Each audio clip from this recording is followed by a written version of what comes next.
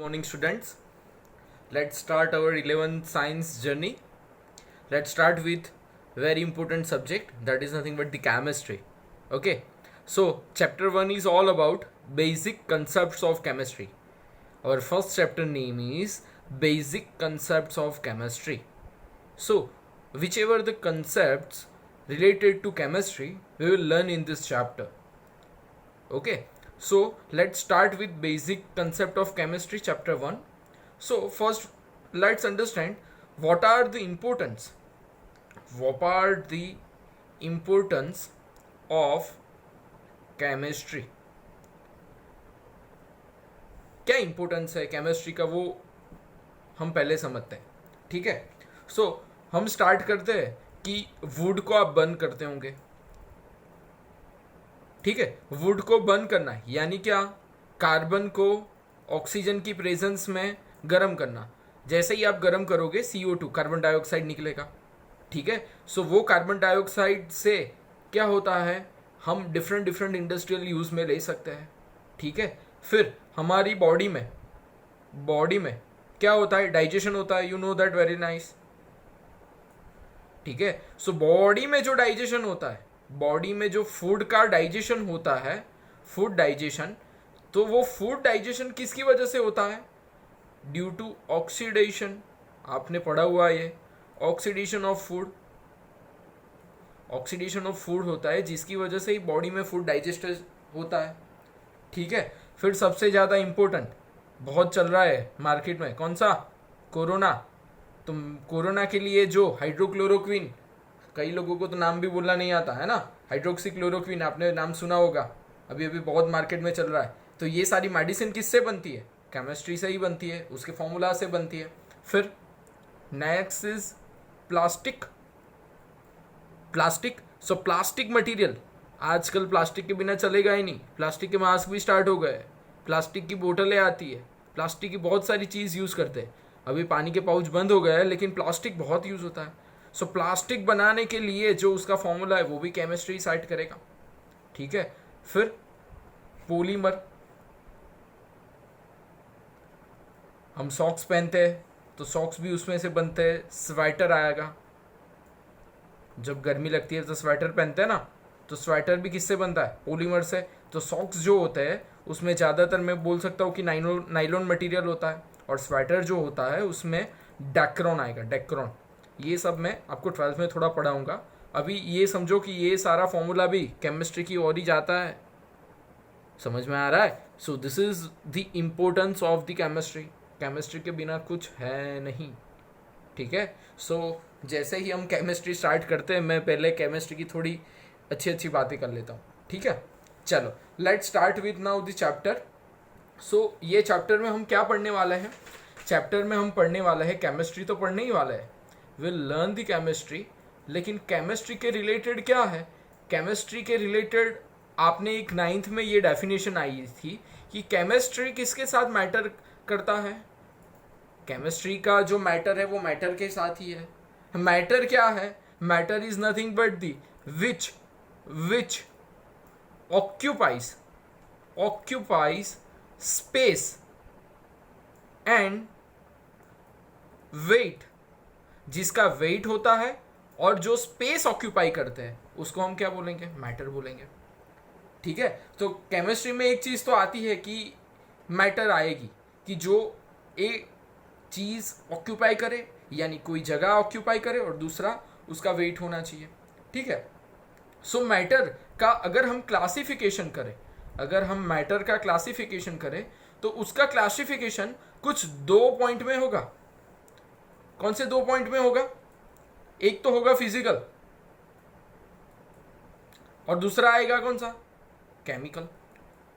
कोई भी मैटर होगी तो 2 चीज में उसका क्लासिफिकेशन हम कर सकते हैं. First is physical and second is chemical. अब फिजिकल में अगर हम मैटर का क्लासिफिकेशन करें तो वो हमने ऑलरेडी पढ़ लिया है. कौन सा, एक तो आएगा सॉलिड, फिर आएगा लिक्विड, फिर आएगा गैस. ये ऑलरेडी हम पढ़ चुके हैं लेकिन फिर भी आपकी बुक में दिया हुआ है तो हम वापस एक बार रिवाइज करते हैं.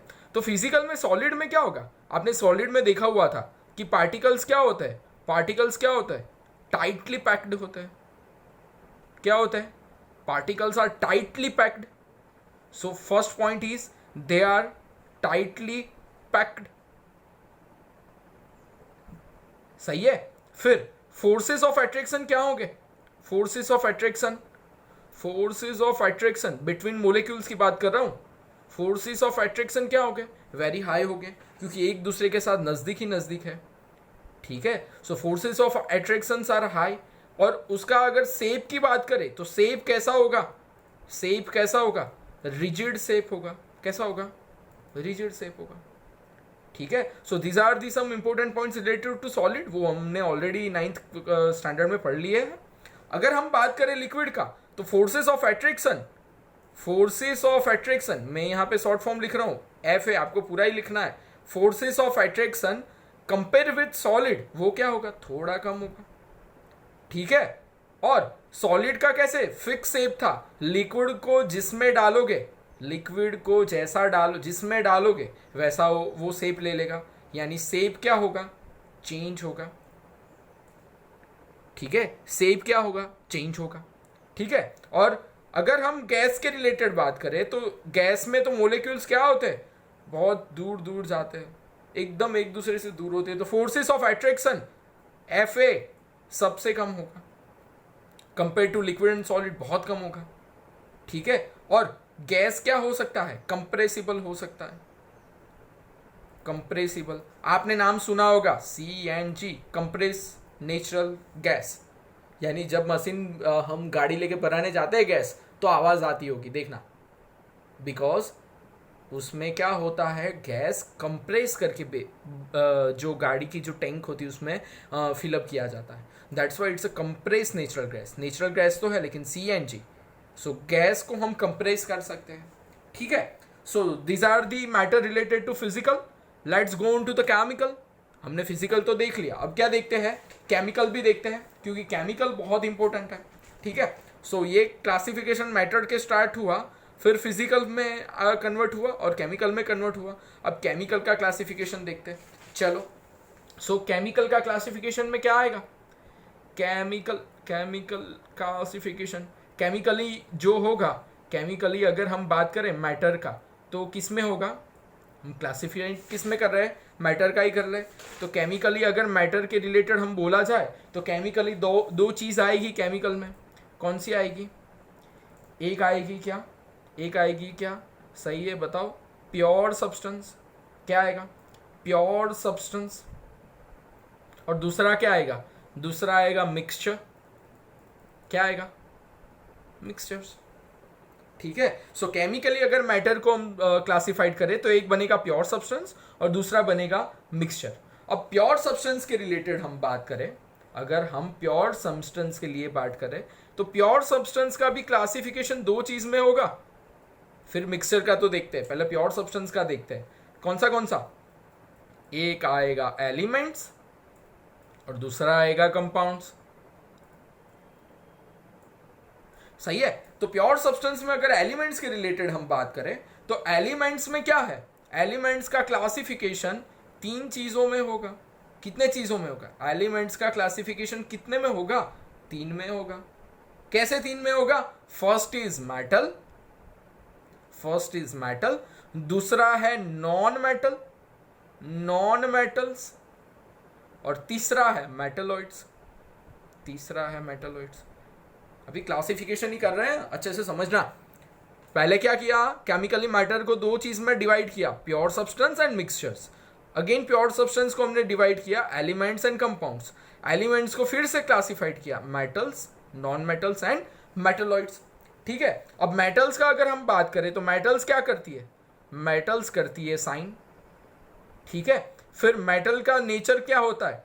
डक्टाइल नेचर होता है।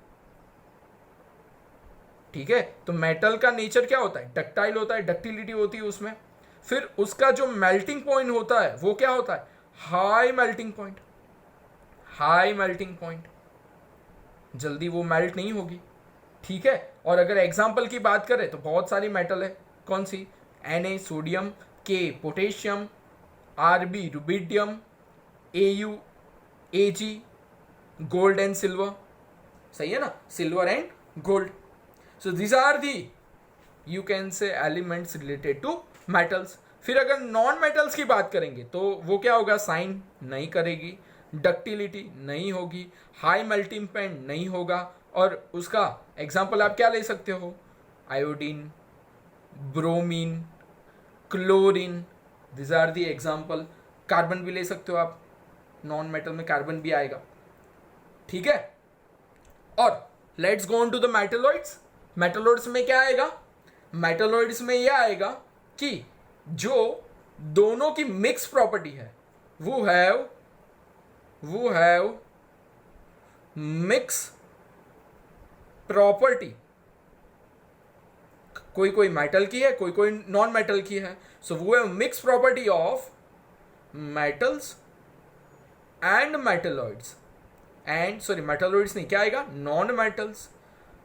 मेटल्स की भी है और उसमें नॉन मेटल्स की भी प्रॉपर्टी है, तो उसको बोलेंगे मेटलॉइड्स. तो उसके एग्जांपल क्या आएंगे, arsenic AS, antimony SB, Bi bismuth, silicon, germanium. ये सिलिकॉन जर्मेनियम बहुत यूज होते, बहुत यूज होते, बहुत यूज होते, बहुत यूज होते. कहाँ पे यूज होते हैं, सोलर पैनल में. सोलर पैनल में याद रखना. हाँ ठीक है. So metals, non metals and metalloids, तीन में वो क्लासिफाइड एलिमेंट्स होंगे. ठीक है. तो ये तो हमने क्लासिफिकेशन किया किसका, अभी एलिमेंट्स का, अभी कंपाउंड्स का बाकी और फिर मिक्सचर का तो आएगा. ठीक है. तो समझ में आ रहा है, फिर से मैं थोड़ा रिवाइज कर रहा हूं. देखना हमने क्या देखा, मैटर में आएगा क्या, फिजिकल एंड केमिकल. अब फिजिकल हमने कर दिया, सॉलिड, लिक्विड एंड गैस. अब केमिकल ही जा रहे थे, तो केमिकल में क्या आया, pure substance and mixtures. Pure substance में एलिमेंट्स एंड कंपाउंड्स. एलिमेंट्स में ये देखा, अब जा रहे हैं कंपाउंड्स में. ठीक है. चलो let's go into the compounds. Compounds कौन कौन से हैं, तो कंपाउंड्स की अगर हम बात करें, जब कंपाउंड्स की हम बात करें तो कंपाउंड्स का क्लासिफिकेशन भी दो चीज में होता है. अच्छे से याद रखना, this is the base of chemistry. एक तो आएगा ऑर्गेनिक कंपाउंड. क्या आएगा, ऑर्गेनिक कंपाउंड्स. और दूसरा आएगा क्या, दूसरा आएगा, एक है बाजू तो ऑर्गेनिक, तो दूसरी बाजू है इनऑर्गेनिक कंपाउंड्स. एक साइड अगर हम ऑर्गेनिक लेते हैं तो दूसरी साइड लेते हैं ऑर्गेनिक कंपाउंड्स. सो ऑर्गेनिक कंपाउंड्स में क्या आएगा, ऑर्गेनिक कंपाउंड में जो कार्बन, हाइड्रोजन और ऑक्सीजन से बनते हैं उसको ऑर्गेनिक बोलते हैं. कार्बन, हाइड्रोजन, ऑक्सीजन हमने बहुत पढ़ा हुआ है. CH4 याद करो 10th में, methane. C2H6 ethane. C6H6 benzene. याद आ रहा है कुछ 10th का, तो ये सारा चीज है. अगर नहीं याद आ रहा है तो आपको ये याद रखना है, कार्बन, हाइड्रोजन, ऑक्सीजन के जो होते हैं उसको बोलते हैं ऑर्गेनिक कंपाउंड्स. ठीक है.